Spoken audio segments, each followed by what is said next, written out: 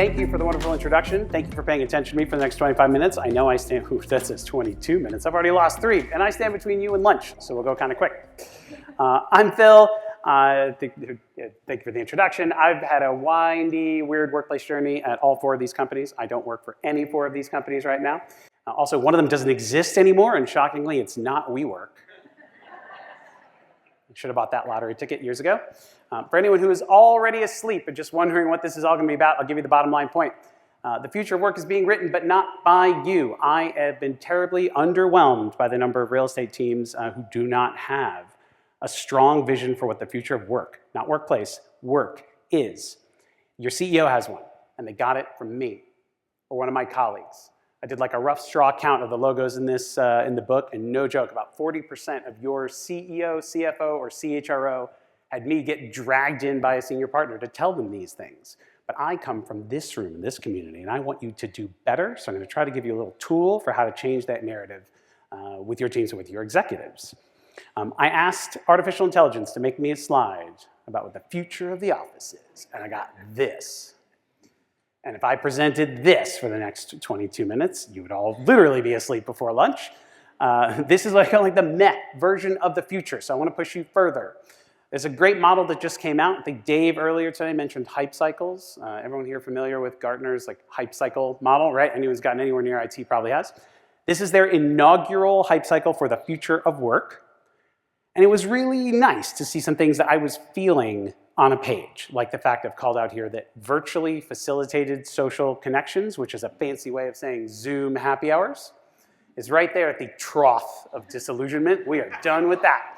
Unfortunately, Dave also mentioned earlier, it's going to be so cool when our phone just tells us where to go and who to meet with. Don't go tomorrow, go the day after. You can have coffee. I'll arrange the whole thing. That's workforce nudge tech. That is 10 years out or more, according to Gartner. So that doesn't help us. What do we do today? So I've known about this model or framework that futures people do, it's called the 3 horizons, for a long time, but I'd never thought about applying it to the future of work until I read an article from a futurist called John Rousseau, who applied it this way. And I want to teach you this framework and then teach you how to use it to change the conversation. So 3 horizons is simply this.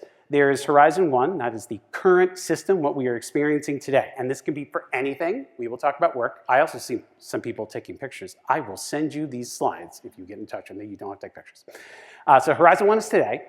Horizon 3 is the future, way out there, 2030, 2040 in our case. And then Horizon 2 is the messy middle, the transitionary system. And this is how it usually gets visualized. And again, I'll credit John for this color. So you can see Horizon 1 today, going down to not nothing, but less than nothing over time. There are things that in whatever system we're interrogating that we like, that we don't totally want to lose, right? Computers are great, but we haven't thrown out books. Then there's Horizon 3. We see inklings of it today. We're inspired. There could be some better future, and we will see that increase in prevalence over time by, again, let's say 2030, 2040. And then there's the curve in the middle, that transition system. And I sort of always knew about how that was visualized, some things will come and then go as they usher us into the real future. But I was recently reminded by this article and inspired by the bit at the top. There's the Horizon 2 minus, the version of the transition system that really just wants to hang on to Horizon 1 as long as it possibly can. And then there's the one that's inspired by the future, that's Horizon 2 plus, and that's where I want to get you today. Unfortunately, seeing kind of up close and far away is often pretty easy. We know Horizon 1, so here's my list, the world of work as it existed in the decade leading up to COVID, and even now. 40-hour work week, we go to the office, we commute, we have our hustle culture in meetings, and there's boxes and lines on our org charts. And then we kind of all understand the Minority Report version of the future, right?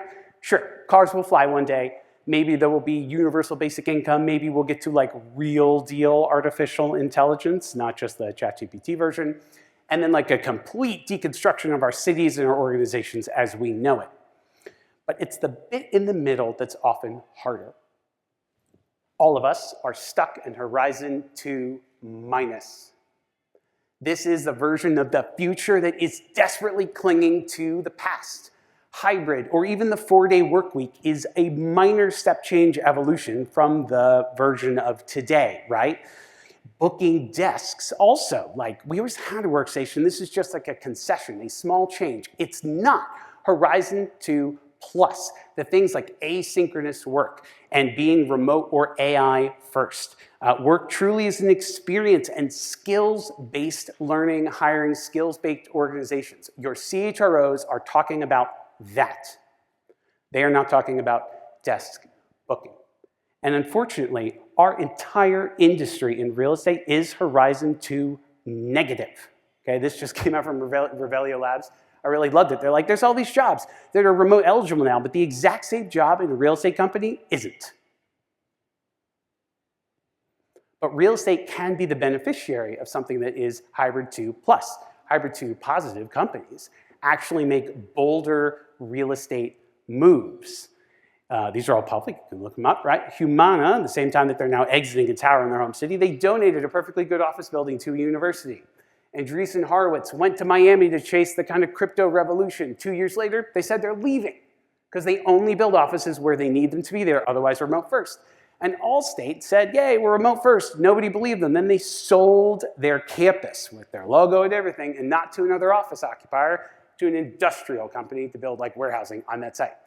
They meant it, all right? So this is where I want to get you, and the question then becomes, for our last like 15 minutes, how do we become Horizon 2 plus, Horizon 2 positive for workplace experience in our teams? And there are 3 primary recommendations. Again, I'll send you this if you want. It's much easier. My favorite. I encourage you to act like a chief places officer, to build a new operating system for work, and then to embrace workplace in the service, but probably not in the way that you think. So we'll go through these nice and slow and talk through the examples. First, acting like a chief places officer. What does that mean when you come from I'm the head of workplace, the head of real estate, the head of facilities? The first is you got to create like a really honest charter for yourself, for what your group does, for what you stand for what version of the future you believe in. Because again, like your CEO has a version of that, I guarantee it, that was given to them by a management consultancy. So they call you when they've like had a good think about it and they want to make a change. By extension of saying like what you believe is true, even if it runs counter to your current strategy, right? Get your like dozen smartest people and internal collaborators together and write this thing. What does our group do? Are we therefore reporting to the right person? Even if you can't make that change, I think you should have a belief about where you should sit for the role of real estate and employee experience. Then think about your portfolio. And this is probably like the simplest thing that I end up saying to executives that lands the hardest, and I'm as guilty of this as anybody else. Prior to COVID, none of us could clearly define the purpose of our buildings. We had them because we had people there. And it was like for holding all the stuff. And now we tell our employees, go back, and they go, for what? And we say, to collaborate. And they go, really? Like, that's not good enough. The picture here on the left is a rendering from what became Gilead's campus in California. They renovated during COVID, and their head of corporate services, who I think operates very much in a chief places officer way, was out there saying, the purpose of this building is to accelerate clinical speed, not collaborate. He also said something I thought was amazing. He goes, when the book gets written by how Gilead developed its next 10 life-saving drugs or medical devices, I want there to be a chapter in that book about our headquarters. Most of us, and our architecture partners in particular, want to write a different book. They want to write the coffee table book that says, look at my building. It is big, it is made of steel, it takes no energy, it is great. That book's like easy to write. You put lots of pictures in it, there are no people in the pictures, and that's terrible. But if you were to deserve, if your office was to deserve a chapter in the book about your company, just think how high is that bar you have to get over. Because Gilead's book, chapter 1 is going to be like science. And chapter 2, patents. You get to chapter 3, the building in California. If you say the purpose of this building is to accelerate clinical speed, you should be able to ask someone who walks into that building, did the act of coming here today make you feel like we were accelerating clinical speed? And if the answer is no, it's probably not because of the phone booths. Right? It's how we behave in that place. That lets you get to the point below. I like the idea of redefining a QBR, having quarterly building reviews. Imagine like the anthropomorphized version of your building sitting across from you every quarter. Don't yell at the people like you weren't here every other Tuesday like you were supposed to be. Yell at the building saying you're supposed to be accelerating clinical speed, and you're not. You're supposed to be doubling the number of people who accept offers when we make them, and you're not. And if the building isn't, do something about it. So you've got to define, like, why do you have place in this world generally, and then down to every single office? Why does this place exist? The Andreessen Horowitz example, all the brokers were like, oh no, they're leaving Miami, the Miami market. I'm like, literally, they told you all, we are remote first. We are going to put offices where it matters. Miami doesn't matter to us anymore. We closed it. Did exactly what they told us they were going to do. That's amazing. And then finally, even though these changes don't come quickly, just put policies in place to make sure you don't feel like you're sliding back down the curve. I want my office back, right? Like, hold firm for what you think is in Horizon 2+. So that's acting like a places officer. 2, building a new operating system for work, not workplace, work. You have to be AI first. I've been to a lot of future of work conferences where none of us otherwise were there. And there are people telling CEOs have you used, let me ask a question, seriously, who has used an artificial intelligence tool so far today, even while you're here? Yeah, very few hands. That's got to change. Just start by starting. Start now. And the same thing's got to be true for everyone in your team, because not only is it good for you, and this is coming for all your facilities revolution, it is happening, but McKinsey and other companies are telling your CEO to do this in the meeting. We got to get better. You have to be AI first. Every new task, every new project, you have to reimagine how it could be done that way. The picture here is sort of a two-part example. Anybody know this one? This is a new headquarters under construction for Atlassian in Australia. It's being done by Shop Architects. I use this example for 2 reasons. One, Atlassian is remote first. They have a fantastic program called Team Anywhere. It leads them to make wildly different places. If anyone is going on the tour tomorrow afternoon, you should see their Austin office. It has 150,000 square feet and 88 workstations in it. Carry the 2. It's it's not a normal office, right? But I also Shop. Not this building, but I know they are a firm who has built entire buildings out of the ground without printing anything ever. Remote, digital, AI first for architecture. What remote first means is really a culture of writing things down, putting it all in one place, not just real estate for your whole company. Rex mentioned GitLab earlier. I have studied them. This is the world's largest fully public remote company. They outperformed 95% of all the companies that McKinsey has ever studied in organizational health in 25 years. Remote first, because of their work practices, not because of their place. Thinking more flexibly about our construction standards, and ultimately, if you don't have people in your mix who are AI-powered, tech-powered, and really just future-forward employee experience and anthropology types in your real estate group, go get some today. This is a new operating system for work. Finally, embracing workplace as a service. And again, I hope this one lands a little bit differently than maybe you think. We have to make treading lightly in spaces, all spaces, mandatory. Not just, we have desk sharing and that's fun, but your learning and development partners teaching everyone at all times not to settle too hard, because that act of I can't move, or I left all my things here, or desk sharing is hard, is ruining our ability to reimagine spaces and get people to think differently about how they move throughout the world. It's that simple. No one teaches us to do it. We have to teach them and hold them responsible for it. Second, all of your IT partners that go, great, new email system, have fun. Anyone in the SaaS world here knows what customer success means. Huge functions whose whole job in life is to make you know how to use the thing you bought. No one ever hangs around in corporate land and says, let me really, really make sure you know how to use Slack. Not just open it and send messages, but use it the way you are supposed to maximize your ability to be flexible asynchronous, remote. Let me make sure you know how to use every app at your disposal on your phone. Know how to use AI. This has to come from the HR teams, IT teams, real estate teams. Go to the people and help them know how to behave to be better versions of themselves. Yes, then you have to support employees with aggregators and other forms of tools that let them drop into places as they want. This picture on the left is a company called PeacePod, founded by a former WeWork exec. That is what it sort of looks like. Bloop, I just walked right in. They got like 85 of these in Shanghai, and a whole bunch are coming to Grand Central Station in New York in like a few weeks. That's the most extreme version. Do I think all of our work is going to happen in booths where we're on the go? No, but it shouldn't be a big deal. Because if your individual employees are like cool with this, that ladders up to teams that are much more resilient in thinking about where they go to convene for the thing they have to do in the moment and not just go to the office because someone told them to.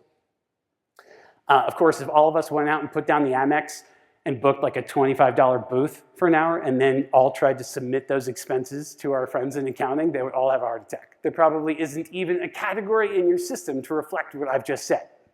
That also has to change as we go from big, lumpy kind of capital expense to real estate as an operational expense. Go find landlords who get this, because lots of them don't. And not just the ones who like put a co-working operator in the building, the ones who have like working with them to understand the experience of moving throughout public, private, semi-private spaces in that building and across their portfolio. Connect remote work strategies with, location, labor, workforce.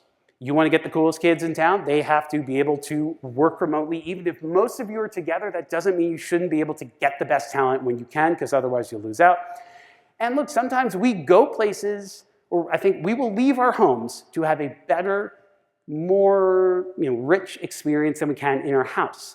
I don't have to necessarily fly to London these days to meet with someone. I could drive 15 minutes, go to a co-working space or a smaller office that has access to some cool piece of tech that I don't have in my house that makes that experience richer. All these things are possible, and we will, back to the nudge point earlier, like I'm happy to take that nudge. But if tomorrow my phone goes, you could go to this site here and have a meeting with someone in London, you'll feel like you're having coffee, 99% of our employees will just be like, well, that seems hard. We just have to get them to, that doesn't feel so hard. So I'll come back to the curve as we come up to the end, making sure we're stopping in time for lunch. Just like look at this for a second, take that in, right? Remember where we are with Horizon 1. This is like the office, everything we thought of before COVID, and even now, that's normal.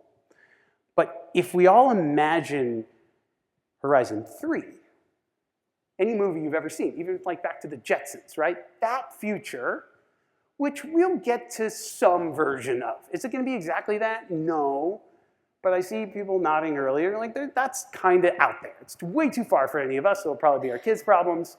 All the Gen Z reps who are not here, which is wild. Thanks for that observation earlier. So that we buy. But if you buy any version of that Horizon 3, now walk backwards and think, like, just how crazy is it that we think the solution is a better desk booking system? That's such a disconnect for me. And it's going to be hard.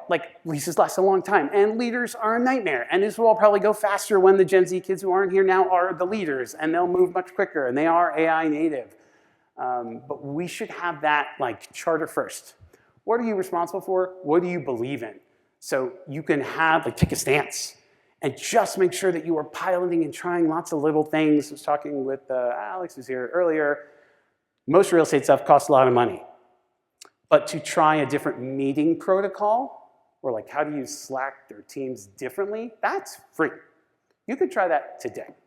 You can tell your leader or someone in your team who is not convinced, literally go to WeWork or Industrious or Regis, I don't care, pick one, go once, just once. Have that experience yourself so that when I talk to you about flex, you're not imagining some crazy other reality, right? And if they go and they don't like it for any reason, that's cool. You'd be like, awesome, let's figure out what wasn't working for you or what other personas, other use cases it might be applicable for. We can go really small. It doesn't have to be big bang, go all state, sell your headquarters, although that's cool too. And just don't allow yourself to get dragged back down this curve. Right? Lots of us here, anyone who's thought about like change management or the grief cycle or the hype cycle, there's lots of these like curves. And it's always a question of kind of, can you make it out the other side? Even the reference earlier to the crossing the chasm, is that the name of the book? Right? How do you like see the other side of what's possible and not allow yourself to just get sucked back in? We can be Horizon 2 positive. There are examples, they're few, but it will completely reinvent the narrative that you have, I think, with your leaders and your partners in delivering a better employee experience. And I will leave you then with a little bit of inspiration. I don't know what reminded me about this presentation. Has anyone ever seen Ben Zander's TED Talk? Rex, it doesn't surprise me, Rex. Ben Zander is a conductor for the Boston Symphony Orchestra. He is also an incredible leader and an author, and he has this sort of famous TED Talk about creativity from 10 years ago or thereabouts. And there's this great bit at the end where he says, I realized my job was to awaken possibility in other people. And I wanted to know whether I was doing that. How do you find out? You look at their eyes. Okay? If their eyes are shining, you know you're doing it. And he's talking about working with like young musicians, but he looks at the audience like, you look at their eyes, you can tell, and he says, this guy in the audience, I can just tell. He's got these like sparkly eyes. I'm so into this idea. He says, if the eyes are not shining, you get to ask this question, right? Who am I being that, in his case, like his students, my players' eyes, or my children's eyes, or my CFO's eyes, my direct colleagues' eyes aren't shining? And the ones who aren't shining are the ones who are like dealing with another request for badge data. Or having to go and benchmark the size of the managing director's offices at every other bank in town. And you go, oh, like I feel the pain, right? That's like the dead eyes. If you create a world where you are thinking like, act like that chief places officer, reimagine what work could be like and just start by starting and think about workplace as a service and treading lightly, you can hopefully get a little bit of that sparkle back, even if it's not going to be implemented tomorrow, but they'll see a different future. They will be inspired to be with you on this journey. And this is an easy thing to say, but like, I quit my last job because the eyes like weren't sparkling for this. It wasn't the right place for me. It's a fantastic company, I would go again, but it wasn't the right place for me at that time. And like, sometimes the answer, if you believe in this, is to go seek somewhere that you can help people find that journey. So with a minute left, obviously, thank you for that. I meant what I said. I will give you these slides if you give me any source of feedback there or message me, whatever. This will ask you to fill out a little form. And with that, we can eat. And I hope this inspires you for the rest of your day.